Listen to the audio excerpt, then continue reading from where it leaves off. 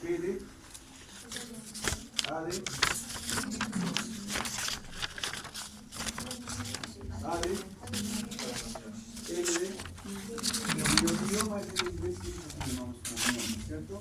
Y M de link, C de O de Trastornos ambulatorios. E de endometriales, no endometriosis, I de y la N de la no indeterminada, ¿cierto? La que podría estar en una, no encaja en esta clasificación, ¿no? El PAL está básicamente referido a lesiones, ¿cierto? O estructurales que le llaman ahí, ¿no es cierto? En cambio, el otro lado, el COI, es básicamente hormonal, ¿no? Del eje que habíamos contactado la semana pasada. Hipófisis, hipotálamo, ovario.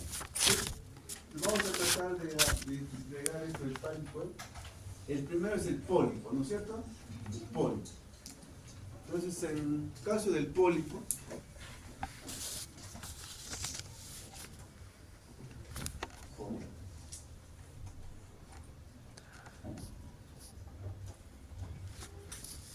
entonces, en el caso, ¿cómo yo haría el diagnóstico de pólipo? Una ecografía, ¿no? Una ecografía, porque de esta manera. ¿Qué otra manera puede ser el diagnóstico de pólipo?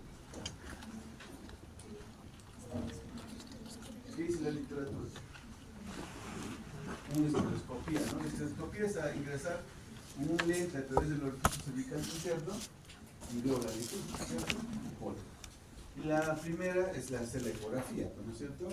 La ecografía me va a mostrar a mí una imagen.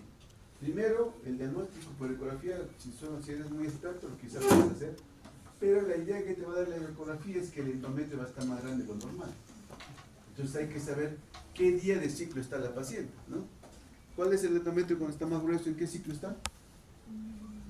¿En qué día de ciclo estará? Para que tenga el endometrio más grande, lo que hemos comenzado la semana pasada. ¿Se acuerdan? ¿Ah? ¿Qué? La primera parte de la secretora, porque acuérdense que va a volar y después ya viene a adelgazarse y después ya viene la menstruación, ¿se acuerdan? Entonces, para yo hacer la ecografía, yo tengo que saber, a la paciente le tengo que preguntar en qué día de ciclo está, cuál es su última regla, y mi cabecita más o menos calcula en qué día de ciclo está, para yo saber si el endometrio está engrosado o no está engrosado, ¿cierto? En promedio se dice que una mujer en edad fértil, el grosor del endometrio máximo debe llegar a 14, máximo. Pero si yo encuentro una ecografía y el endometrio está en 18, en 20, podría sospechar que es un pólipo, ¿cierto? Entonces el diagnóstico ahí será un endometrio engrosado, se dice, engrosado, ¿no?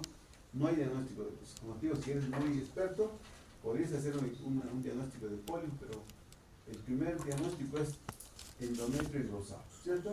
Y luego pasaré la segunda manera de diagnosticar, que es lo que ustedes han dicho, ¿no? Uno es una esteroscopía, ¿cierto? Y la otra se llama una histerosonografía, ¿cierto? La histerosonografía.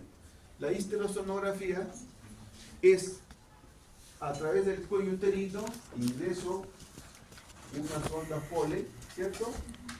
Distiendo la cavidad uterina con líquido, se distiende, ¿no? La cavidad uterina, se ven las paredes y puedo identificar un pólipo, ¿sí?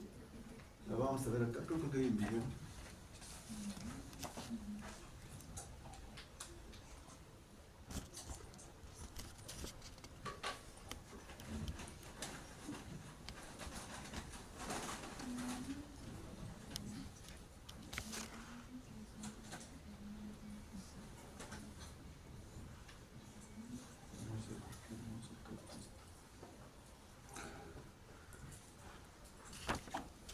Está muy lento el sistema, ¿no? ¿Cómo es el procedimiento? Esa es la ecografía. Vean ustedes la imagen. ¿Qué está haciendo ahí? Ese es el histerosoma. ¿Ves? Se ingresa una sonda Foley, se destila cloruro y las paredes que estaban entre comillas pegadas se distienden, ¿no es cierto? Y se ven los márgenes, ¿no?, del endometrio. Cualquier imagen que está acá, uno que puede ser un pólipo, el otro que puede ser quizá un mioma, ¿no? Tipo 0, 1 o 2, que ustedes sean revisar también, ¿no es cierto? Eso es hacer la manera de hacer la la estereosomografía.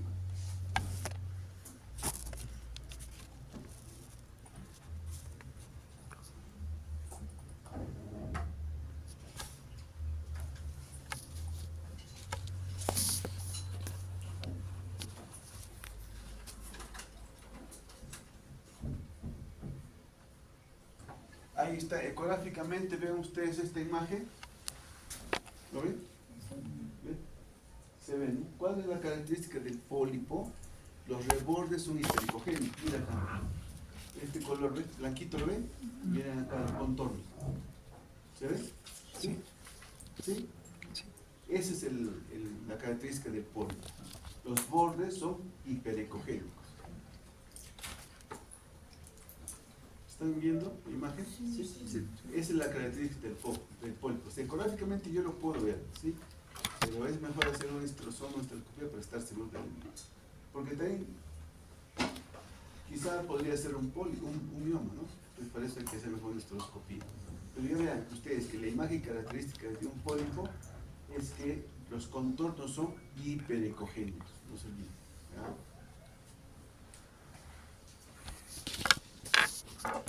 Y en esta imagen pequeña se ve con mayor, ¿no?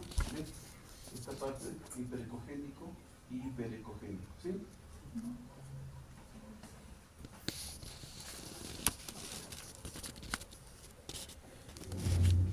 La otra patología que también incluye el pánico es la adenomiosis. ¿Qué es la adenomiosis?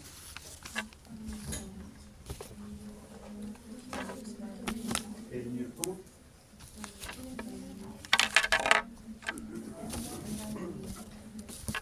¿Qué es la adenomiosis? ¿Sí? Es una invasión, ¿no? A nivel miometral. Teóricamente, el endometrio no debería estar en el miometrio, ¿cierto? Así como también ustedes van más adelante, seguro, ojalá hablemos de un poco de endometriosis. Es un tipo de endometriosis, o sea, una invasión, ¿cierto? Es un tejido endometrial ectópico, o sea, que es donde no debería estar. Entonces, en este caso, invade el miometrio. Al invadir el miometrio, hace que el útero se haga más grande, se haga más rechoncho. Entonces la paciente cuando viene el ciclo menstrua más cantidad. ¿Sí? Eso es parte del diagnóstico de la adenomiosis. La adenomiosis, ahora también ya se sabe que es como un tipo de endometriosis, pero situado en el útero, ¿no? Ustedes van a ver que hay endometriosis de ovario, peritoneal, vejiga, recto, todo eso. Pero antes no se considera como una entidad aparte. Pero ahora ya se está considerando como un tipo de endometriosis, la adenomiosis, ¿cierto? ¿Qué otra característica tiene la adenomiosis? ¿Qué otra característica tiene la adenomiosis?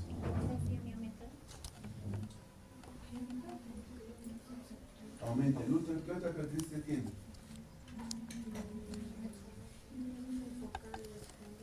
No. ¿Qué característica clínica? No. También infertilidad, ¿sí? ¿Otra? Dolor. Entonces, cuando la paciente viene que salga bastante y es con dolor, a mi cabecita tiene que estar adenomiosis. Dolor, ¿no? La adenomiosis tiene características, como ustedes sabrán, como en todas especialidades, nosotros los ginecobstetras nos valemos bastante de la ecografía. La ecografía es la que nos va a ayudar al diagnóstico, ¿cierto? La adenomiosis es un útero rechoncho, aumentón de volumen, es un útero un poco más desvascularizado, es un útero donde la imagen que uno ve normalmente en la ecografía, el útero, el endometrio y el miometrio, uno puede diferenciar, ¿no? Rápidamente lo que es el endometrio y el miometrio. En el caso de la adenomiosis no se puede diferenciar, ¿no? La unión endometrio-miometrio está alterada. Esa línea que ustedes ven bien diferenciada, esta no se ve. El otro signo, hay unos signos que le llaman acá, es un signo de la persiana, ¿sí? Con unas líneas acá, ¿no es cierto? Entonces, la característica de la adenomiosis es hemorragia, dolor durante la menstruación y infertilidad.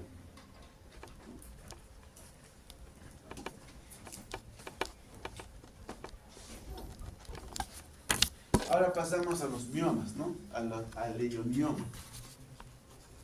¿Cuál es tu nombre? ¿Cuál es tu nombre?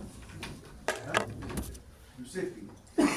Giuseppe, de lo que han leído de la literatura que te hemos mandado, ¿cuál de los miomas sangra? Porque son 7, ¿no? Según la ubicación, son 7 tipos de miomas, ¿cierto? ¿Cuál es el 0? A la delegada, ¿cuál es el 0?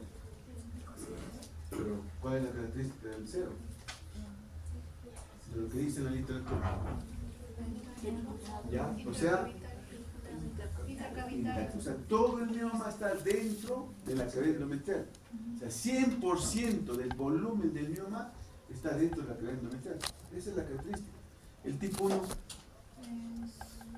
Menos del 50%. ¿Ah? Menos del 50%. ¿Dónde? Y al revés, ¿no? Sería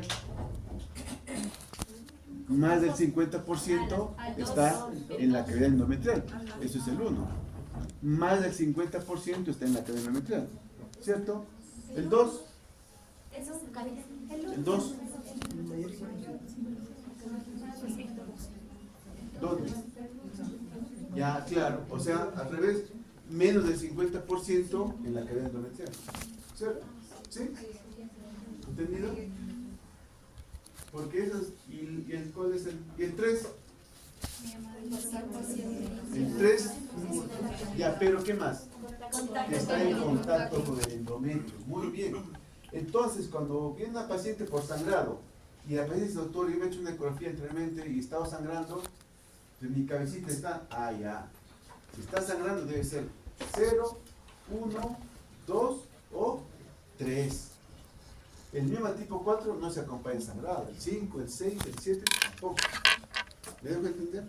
Entonces en su cabecita tiene que estar, bueno. Entonces cuando yo pido la ecografía diré, descartar mioma 0, 3. Ya, tengo que buscar si es un 0, si es un 1, si es un 2, si es un 3. ¿Me dejo entender? Entonces en su cabecita tiene que decir, ¿dónde está el mioma? ¿Cierto? Los miomas se operan por 3 cosas, ¿cierto? Porque sangra, porque duele, ¿cierto? Porque el mioma también se degenera. Y por otro, porque causa infertilidad. O sea, el 0, el 1, el 2, el 3 son los que están relacionados con la infertilidad. El embrión no se puede implantar en la cadena endometrial. ¿Sí? ¿Entendido? ¿Hasta ahí? ¿Alguna pregunta?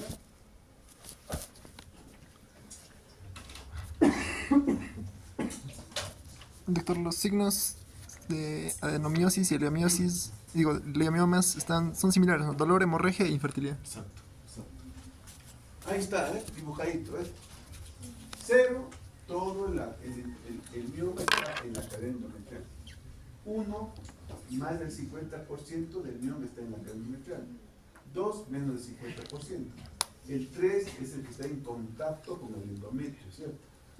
La pregunta que yo me hago a la delegada, ¿por qué la paciente con mioma sangra?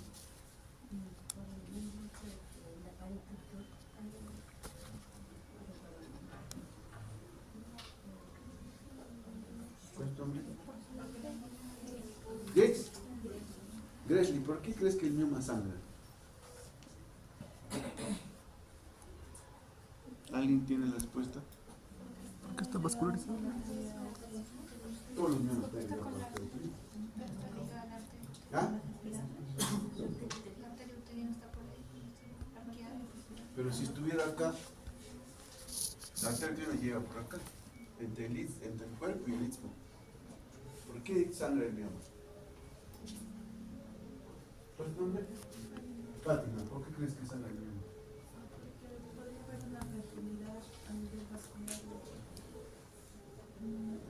No, miren ustedes. Esto tiene una superficie, ¿cierto? Este salón tiene una superficie. Si esa superficie yo aumento más cantidad de superficie, ¿me dejo entender? Como acá, mírame. Tiene una superficie, ¿cierto? El endometrio.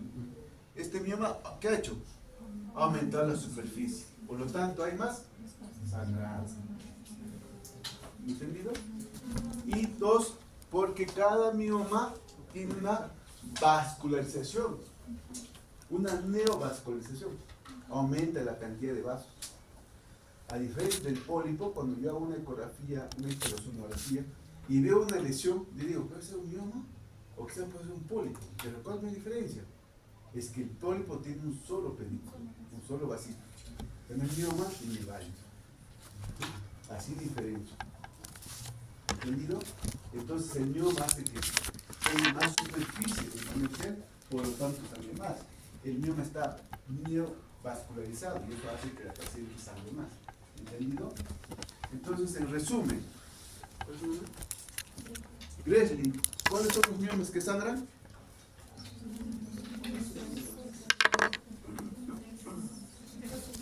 ¿Ah? El 0, el 1, el 2 y el 3. Pues cuando alguien viene al consultorio y dice que está sangrando y me dice, doctor, yo tenía un mioma, entonces en mi cabecita, digo, entonces debe ser un 0, un 1, un 2 o un 3. Acá está. 0, 1, 2, 3. ¿Este hará que sangre? No. Pero sí hace que aumente el tamaño del útero. Sí hace que duele. ¿Sí? Y quita la vascularización al endometrio. Por eso que es un factor también de fertilidad. ¿Sí? ¿Hasta ahí una pregunta? Dicho sea de paso, ¿qué has leído más de mioma? ¿Qué más has leído? ¿Algo más has leído? Fátima, ¿has leído algo más de mioma? Según la literatura que les he mandado. Gracias, ¿no? ¿Qué más has leído? Pero usted no se ha preguntado, ¿y cómo aparece el mioma? ¿O no les interesa? La diferencia entre el médico, con la enfermera, con la obstetriz, con lo que sea, es que el médico tiene que entender lo que está pasando en el paciente. Tiene que saber por qué está pasando. ¿Cierto? La obstetriz dice, no, el bebé tiene un mioma, pero ahí no más queda el obstetriz. El médico tiene que saber por qué aparece, o qué factores hace que aparezca. ¿Cierto? Hay un componente genético. Hay un componente genético. Si la mamá tiene un mioma, probablemente la hija tiene que tener. Antes las abuelitas ni siquiera se daban cuenta porque no había ecografía. Sangraban y sangraban, donde se desangraba. Entonces teníamos que operar y recién nos damos cuenta que tiene un mioma. ¿Cierto? Y uno hace la ecografía y rápidamente se da cuenta que tiene un mioma. Entonces la pregunta, ¿tu mamá tiene un mioma? Sí. 80% de carga genética. ¿Qué decir? Si usted en ese momento tiene a su hijita, le deben decir, hija ya tiene un mioma, para que tenga en cuenta. ¿Sí? Lo mismo pasa en la menopausia, ¿no? 80% de la carga genética. Si la mamá menstruó hasta los 48 años, probablemente la hija tenga menstruado hasta los 48 años. ¿Sí? ¿Alguna pregunta hasta ahí?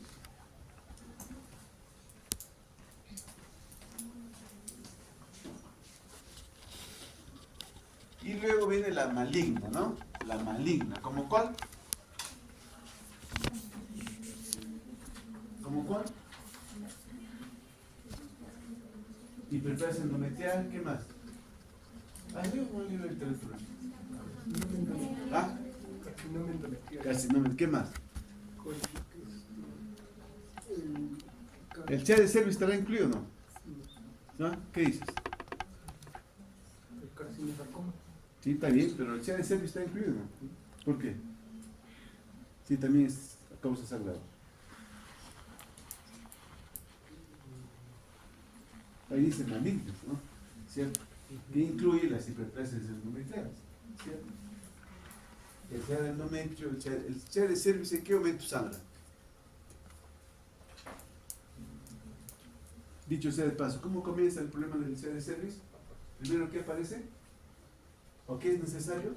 El virus del papiloma virus, ¿cierto? El virus papiloma. Y luego de ahí viene, ¿qué? Uno hace un test de descarte de PDH, ¿cierto?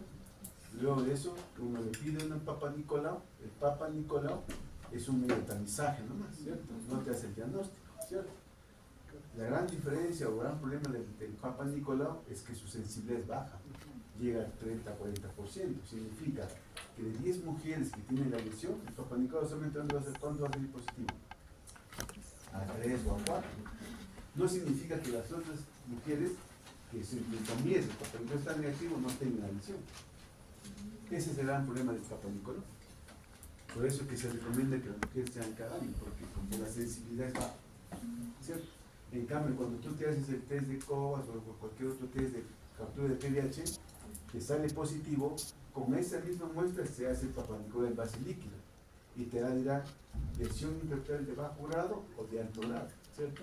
Si es de bajo grado, significa que solamente es una infección. Si es de alto grado, significa que hay una lesión, hay una herida, por decirlo así. Y luego ya comienza la historia, ¿no? Displasia moderada, displasia severa, sea in situ y ya todos los demás se traen. Entonces, ¿por qué crees que las mujeres muchas no se hacen el Papa Nicolau? Porque no tienen ningún síntoma. ¿Cuándo son sintomáticas? Cuando ya está invadido. Cuando ya está de 3-4 centímetros el tumor en el pelo. Ahí recién van o vienen por emergencia. Ya es un 2A, un 2B, un 3A. Entonces, moraleja, las chicas tienen que hacerse siempre si no tiene economía, su Papa Nicolau, y si tiene economía, su test de PDH. Entonces, la hemorragia uterina normal también se puede considerar un CDC. Se considera un CA de endometrio. Según la literatura, ¿cuáles son los factores de riesgo para CA de endometrio? Obesidad, muy bien. ¿Para CA de endometrio? No. ¿Han leído o no han leído? Diabetes, muy bien. Síndrome metabólico. El síndrome, ¿por qué? Recuerden que hemos hablado la vez pasada que hay una producción de estrógenos, una superproducción de estrógenos o de estrona que estimula el endometrio, hace que las células se repliquen más. Por lo tanto, de ahí aparece la hiperplasia sin atipia y si persiste, con atipia y si persiste, sea endometrio. Esa es la secuencia. ¿Sí? Entonces sangra, cuando ya engrasa el endometrio, sangra, a veces ya, muy pocas veces puede sanar. ¿No? ¿Alguna pregunta está ahí? Entonces ya revisamos lo que es el polipoadenomiosis, mioma y las malignas, en el cual se incluye las hiperplasias endometriales. No se olvide que para las hiperplasias endometriales y para el ser endometrio, un factor de riesgo es el síndrome metabólico. Pacientes obesas, hipertensas. ¿Qué otro factor de riesgo? Ahora, hipotiroidismo, sí está bien. La edad, sí, está bien. ¿Otra? Exposición a altas dosis de hormonas. ¿La cual de ellas? ¿Qué enfermedad se llama? El hiperandrogenismo. ¿Y eso cómo se llama? ¿Qué parte es? El síndrome de ovario poliquístico. Entonces, el síndrome de ovario poliquístico, si ustedes no lo tratan bien, está relacionado casi con 4 o 5 causas de muertes en mujeres. Está relacionado con las hipertensiones crónicas, ACV, diabetes, colesterol, hipertriglicemia, CA de endometrio. Entonces, el síndrome de ovario poliquístico no es cualquier cosa. Muchas mujeres, muchas señoritas vienen al consultorio, entonces el doctor le da sus pastillitas, sus píldoras, como están menstruando con eso por todo un mes y ya creen que están sanos. Pero en realidad no es así. El tratamiento, el mejor tratamiento para el ovario poliquístico es bajar de peso, controlar la alimentación y todo lo demás. ¿Cierto? Ya, bueno. Entonces ya revisamos lo que es PAL, ahora vamos a revisar lo que es el COEL. ¿Sí? Vuelvo a decir, en esta parte siempre está el cuadro clínico de la patología cruzado por la edad de la paciente, ¿cierto? ¿Cómo yo me puedo dar cuenta que una paciente tiene colopatía? Porque quizá está jugando y se golpea y se hace un hematoma. O quizás se pide los dientes y comienza a sangrar, ¿cierto? Entonces yo a veces, para yo tener un diagnóstico de colopatía, que no es muy frecuente, primero, ¿qué tengo que descartar? Las lesiones estructurales. Por eso que hago la ecografía. Pues no encuentro pólipo, no encuentro adenomiosis, no encuentro mioma, y es una paciente de quizás de 18, 21 años, ¿cierto? Entonces, puedo pensar en colopatía. O quizás una niña de 14 años. Una niña de 14 años, no voy a pensar en un pólipo, ¿no? ¿Cierto? Pensaré en otro lado, una colopatía, ¿cierto? ¿Sí? ¿Qué examen pido? perfil de población, ¿qué más? Dependiendo, ¿no? Tendré que preguntar a la familia, ¿no? A la mamá, quizás, señora, que fue ahí en la casa, ¿no? Quizás hay hemofila A o hemofila B, o quizás hay bone marrow, ¿no? ¿Se dan cuenta? Los antecedentes cuentan. Luego de la polipatía vienen las disfunciones ováricas, ¿cierto? En eso, en primer lugar, está el síndrome de ovario poliquístico, ¿cierto? El síndrome de ovario poliquístico generalmente no se hace el diagnóstico en adolescentes, hay que tener mucho cuidado. No es que la paciente tiene que tener siempre un ovario poliquístico, ¿no es cierto?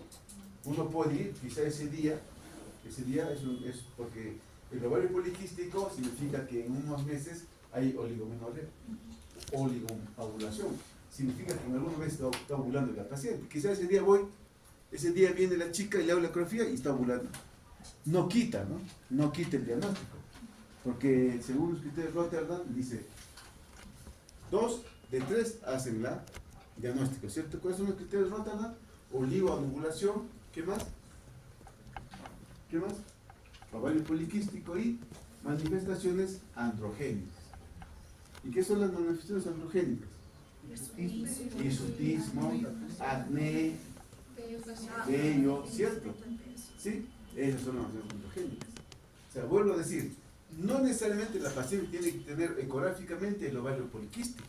Vuelvo a decir, quizá en ese ciclo está ovulando. No me quite el diagnóstico. ¿Sí? Por eso es muy importante el cuadro clínico de la paciente. Si es una paciente gordita, que aumenta de tamaño, con acné, y te dice que el doctor me dio menstruo cada 2 o 3 meses, entonces ya, ¿no? Mi cerebrito está pensando que probablemente tengo ovario poliquístico. ¿Alguna pregunta? ¿En ovario poliquístico? Entonces no se olviden que en ovario poliquístico el mejor tratamiento es dieta. Esas pacientes con ovario poliquístico, ustedes han visto que es bien frecuente. Teóricamente, según estadísticas, 1 de cada 10 mujercitas tiene ovario poliquístico. Ahora, no necesariamente tiene que ser gordita. Puedes tener según tu biotipo, ¿cierto? Según la carga genética, puede ser delgada. No significa que no tenga ovario poliquístico. No se llama ovario poliquístico, síndrome de ovario poliquístico, porque el síndrome de ovario poliquístico, como es un síndrome, no solamente afecta al ovario, afecta a todo el cuerpo, ¿cierto? Porque hay una invasión de aumento de estrógenos. Entonces, si hay aumento de estrógenos, ¿qué va a pasar en el endometrio? Va a estar hiperestimulada. Por eso que la paciente, cuando viene su menstruación, viene con cantidad, porque el endometrio está hiperestimulado. Y si el endometrio está hiperestimulado, ¿qué lesión puede aparecer? Le pongo 20 aquí. ¿Ah? Todo una chica. El ovario poliquístico no es en señoras de 45, 50 años, ¿no? Claramente 20, 25. ¿Ah? Si está hiperestimulado el endometrio, ¿qué lesión puede aparecer? ¿O más frecuente? ¿Es la más frecuente? No. El pólipo. No se olviden que la paciente con ovario poliquístico, 80% de ellas tienen pólipos en la niñez. Significa, si tú tienes ovario poliquístico y te hacen una ecografía y te dicen que tienes pólipo, no te vayas a dejar operar, ¿eh? Porque eso se trata, se disminuye la cantidad de estrógenos, se bloquea y eso solito va a retraerse. ¿Entendido? No se dejen operar por pólipo endometrial si la paciente tiene ovario poliquístico. El tratamiento es médico, primero. ¿Sí? Entonces no se olviden, el paciente con síndrome de ovario poliquístico, aparte de tener disfunción ovárica, que hemorragia, que sangra bastante, tiene pólipo. ¿Sí?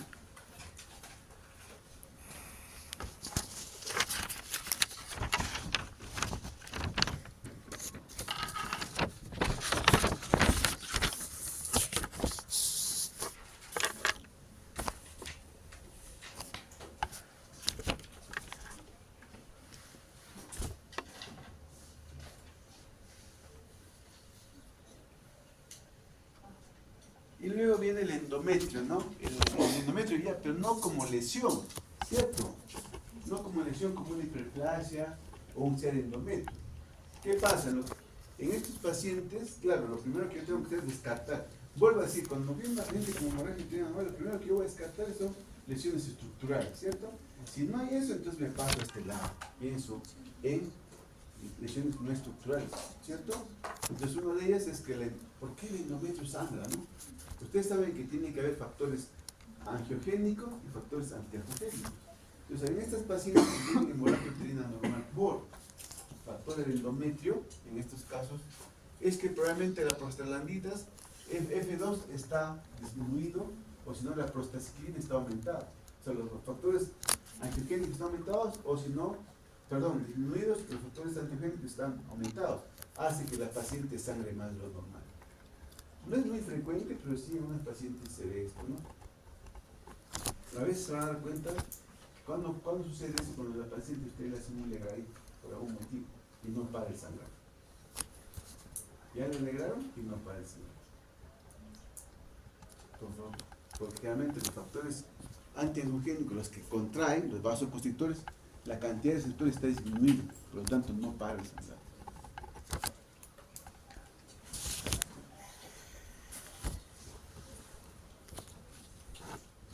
Y por último, las iatrogénicas, ¿no? Las iatrogénicas.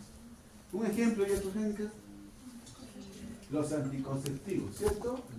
Los anticonceptivos, generalmente, ¿cuál de ellas? Los que están con progestágeno. No las que están combinadas, sino más frecuentemente esto se presenta en pacientes que usan anticonceptivos con progestágeno. ¿Cómo cuál? ¿Cómo cuál? El levonorgestrel. ¿Qué más? ¿Qué más? Lo que se usa cada 3 meses. Las ampollas de 3 meses, ¿cómo se llama? La medroxiprogesterona, ¿no? El acetato de medroxiprogesterona, ¿no? Por eso cuando ustedes van a hacer sus serumos, comienzan a trabajar y la paciente dice, doctor, quiero cuidarme con un método, entonces ya te le explicas todo, y dice, entonces me vas a cuidar con la de 3 meses. Pero tienes que explicarle que los primeros meses va a sangrar un poco, poco, después decir en la segunda, tercera ampolla para disminuir la cantidad ¿de qué? ¿Por qué no sangra la paciente que usa Depo-Provera? No han leído. Yo pensé que hubieran leído. Porque bloquea, ¿qué más? ¿Qué más? Bloquea, pues no, el eje hipotálamico seco. Por lo tanto, el endometrio no crece. Cuando ustedes ya van a trabajar, van a decir, las pacientes, no, doctor, pero la primera pregunta es, doctor, ¿y con eso voy a sangrar? Y dicen, no, señora, mira, los primeros quizá después del cuarto, quinto, sexto mes ya no va a sangrar. La paciente piensa que en su cabecita el sangrado se queda en su cuerpo, ¿no? O se queda en su matriz. Y por eso no quieren cuidarse. Entonces tú tendrás que explicarle que el problema es que no crece el endometrio. Por lo tanto, la paciente no sangra. ¿Sí? Hay que explicar esas cosas a la paciente, porque no va a ir a las 3 de la mañana, cuando estás de guardia, y decir, doctor, estoy sangrando. Y señor, no me he puesto en apoyo hace 2 semanas. Las iatrogénicas, ¿cierto? Y por último, las no clasificadas, ¿cierto? Por ejemplo,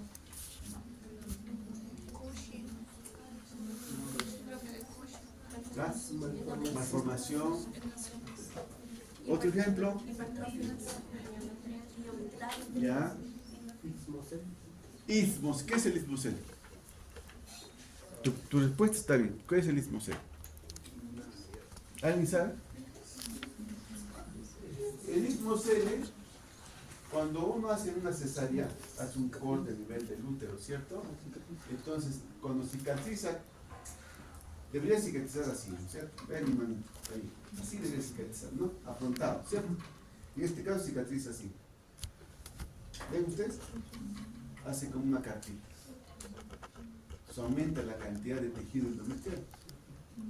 Entonces la paciente sana. Después de 4 o 6 meses de parto de la cesárea, la paciente dice, doctor, sigo sangrando. Pero al año, doctor, sigo sangrando. Le haces una ecografía, probablemente no encuentres mucho, le haces la esterosonografía, donde tienes la cabeza endometrial y ves la lesión. El ismocel, que es no muy frecuente, pero sí característica de las pacientes que han tenido una cirugía de útero, sobre todo de cesárea. ¿Alguna pregunta?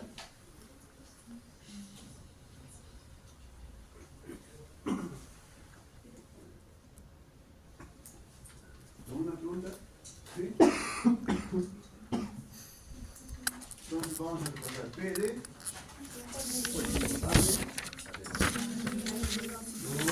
A de N de I, N de Marín, C de O de ¿qué? Oposición bárica. G de y la I de la N de no clasificada, ¿cierto? ¿Alguna pregunta? Entonces no se olviden que siempre cuando uno escuche el hemorragia que no es normal, ya les digo que va a depender de cada paciente, ¿no? Si sangra 3, quizás sangra 5. Si moja 4 y 3, quizás moja 8. Si sangraba 3 días, quizás sangra 7. Todo lo que está fuera de lo normal de la paciente, ya se considera como una hemorragia normal, ¿cierto?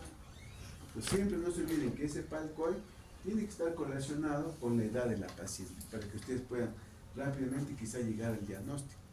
Hay diagnósticos que uno puede llegar rápidamente, pero a veces, por ejemplo, el diagnóstico de hemorragia uterina anormal por causa endometrial no es tan fácil, ¿no?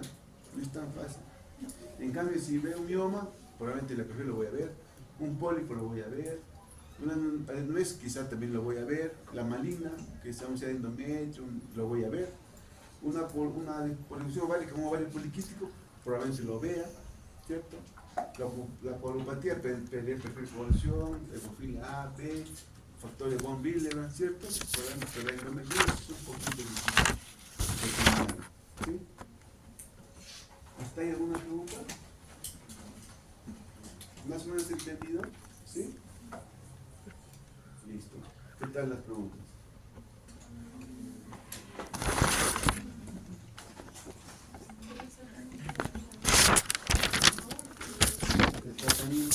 El tratamiento va a depender pues, de la patología, ¿no? Si es un pólipo, tendré que hacer una esteroscopía o un legrado, entre el legrado y la esteroscopía, ¿cuál tiene que ser la mejor opción? La esteroscopía, ¿no? Porque uno ingresa con el lente, ve la lesión, y lo corta, ¿cierto? En cambio, uno entra con un legrado, pues está bien. Es como que estás limpiando, no estás viendo, realmente estás sacando todo, ¿cierto? Estás sacando la mitad. Claro, el gran problema es un legradito, 700, 800, una esteroscopía, pues es la gran diferencia, ¿no? ¿Sí? Si es un mioma, claro, una miotomía, ¿no? Dependerá también, pues, ¿no es cierto? Porque el gran problema del mioma no es que tú le sacas y ya no va a tener. No, si tú le sacas, de acá a 6 meses puede aparecer otra vez. ¿Me dejo entender? O sea, muchas de las mujeres piensan que están con el mioma, están sangrando, pero la pregunta es, señora,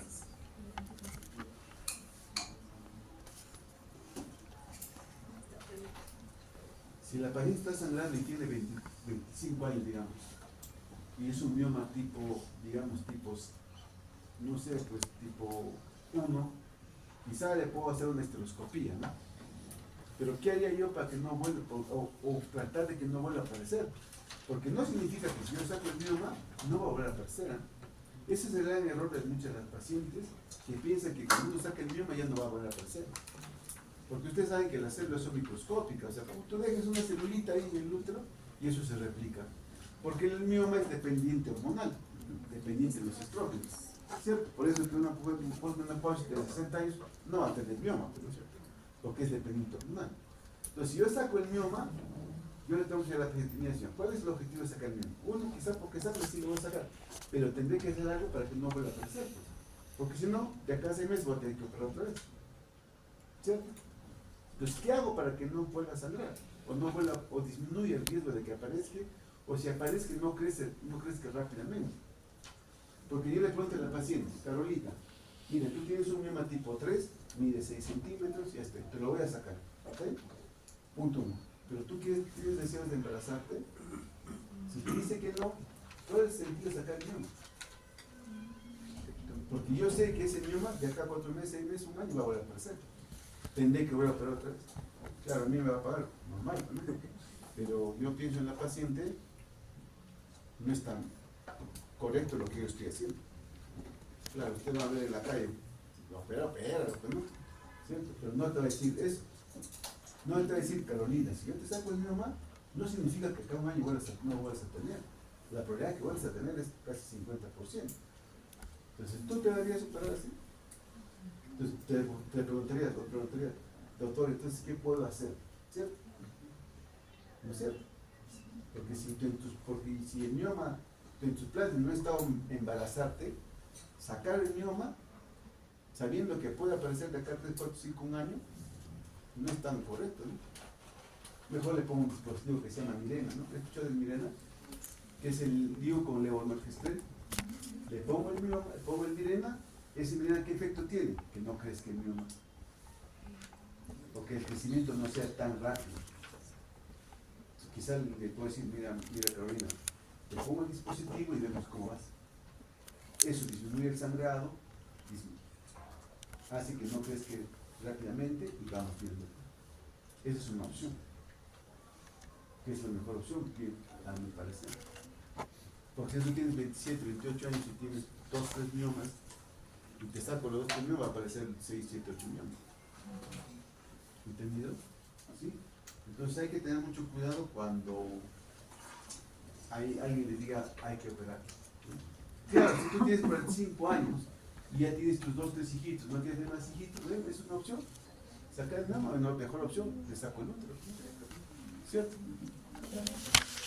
Porque ustedes saben que el útero solamente es para que los pacientes se embaracen. Que también puede traer Mirena, ¿sí? Le puede ser una opción. Mira, algunos pacientes, no, es que no todo es operar, ¿cierto? Porque muchos pacientes hacen depresión. Cuando le hacen la esterectomía, alguna vez ojalá revisen esa parte, las pacientes cuando tú le sacas el útero piensan que has sacado algo de ella, algo que no les caracteriza desde el mujer, y se deprime. Así que eso hay que tener mucho cuidado también, no también es sacar el mioma y punto, ¿no? O sacar el útero y punto. Tampoco es así. Porque ya les dije la vez pasada cuando hablamos de la parte de anatomía, hablamos del prolapso, ¿no? Si tú sacas el útero y no haces una buena cirugía, se te va a ir todo, va a ser prolapso completo, como tengas 60, 70 años, o otra cirugía. Entonces los miomas hay que tener mucho cuidado cuando uno quiere dar un tratamiento, y la opción quirúrgica yo pienso que es lo último. Ahora hay un producto que se llama el Egolix o el Esmia. Si el mioma, digamos, tiene 20 centímetros, digamos que está hasta el ombligo, y quizás la paciente es joven, soltera, está pensando en embarazarse, y claro, si yo entro a sala y veo un mioma de 8, 10, 12 centímetros, quizás a la hora de sacar y quizás a la hora de suturar no para el sangrado. Entonces, ¿qué hacemos alguna vez? Reducimos el volumen del mioma. ¿Cómo reducimos? Con los agonistas. Bloqueamos. ¿Se acuerdan que hemos hablado del eje hipotálico hipoxiario? Bloqueamos. Le damos GnRH, agonista o antagonista, bloqueamos, por lo tanto no va a producirse el FSH ni el LH, por lo tanto el ovario no va a producir estrógenos. Sabiendo que el mioma es dependiente hormonal de los estrógenos, bloqueamos eso y el mioma teóricamente se reduce de 30 a 50% el volumen. O sea, si medía 18, bajamos a 8, 9. Entonces la cirugía tiene más chances de que la paciente no pierda el útero. A ese nivel estamos más o menos por ahí. Estamos llegando a eso. ¿Alguna pregunta?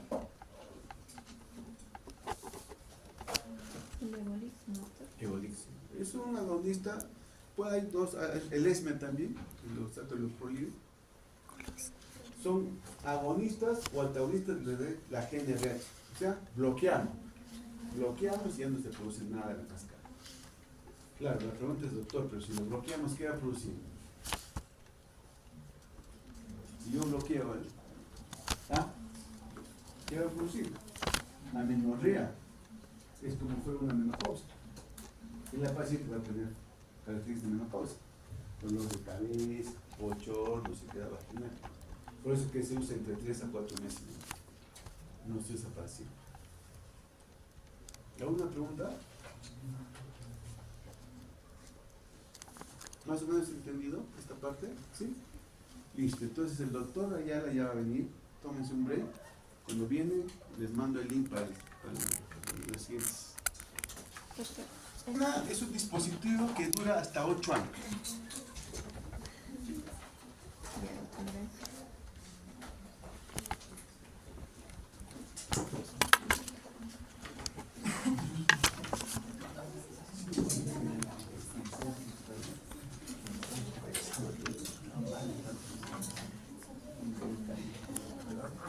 que lo voy a